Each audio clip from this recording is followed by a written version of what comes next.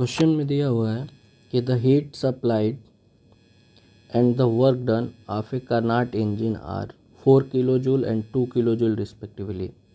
If the minimum temperature is 127 degree Celsius then find the maximum temperature. देखो बच्चों, दिया हुआ है आपको heat supplied date is Q1 की वैल्यू दी हुई है 4 किलो जूल. तो इसको लिखा जा सकता है 4 into 10⁻³ joule. And work done W equal to दिया हुआ है 2 किलो जूल. तो इसको लिखा जा सकता है 2 इंटू 10⁻³ जूल. और minimum temperature T2 equal to दिया हुआ है 127 डिग्री सेल्सियस.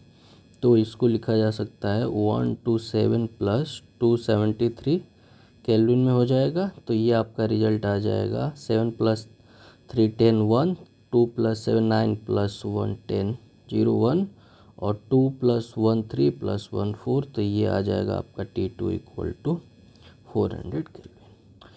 चूँकि हम लोग जानते हैं कि किसी भी कार्नोट इंजन की एफिशिएंसी एटा को मैथमेटिकली लिखा जा सकता है 1 माइनस T2 बाई T1 और ये इक्वल लिखा जा सकता है वर्क डन बाई Q1. तो यहाँ से हमारा रिजल्ट आ जाएगा T1 minus T2 divided by T1 equal to W by Q1.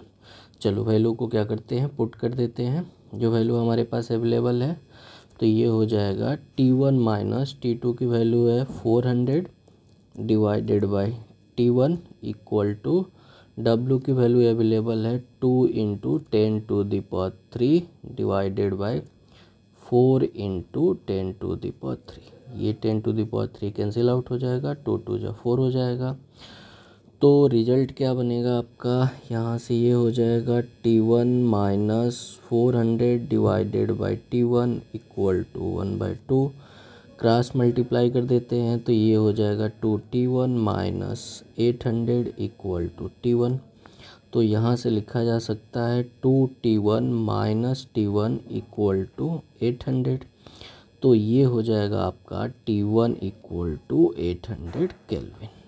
ये मैक्सिमम टेम्परेचर की वैल्यू है. इसको केल्विन से हम लोग डिग्री सेल्सियस में कन्वर्ट कर लें तो रिजल्ट बन जाएगा हम लोगों का 800 माइनस 273 और ये आ जाएगा आपका 10 माइनस 3 7 7 9 माइनस 7 2 7 माइनस 2 5. तो ये हो जाएगा 527 डिग्री सेल्सियस.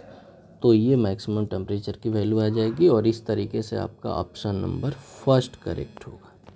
ठीक है बच्चों, क्लियर. ये आपकी 527 डिग्री सेल्सियस वैल्यू आ रही है मैक्सिमम टेम्परेचर.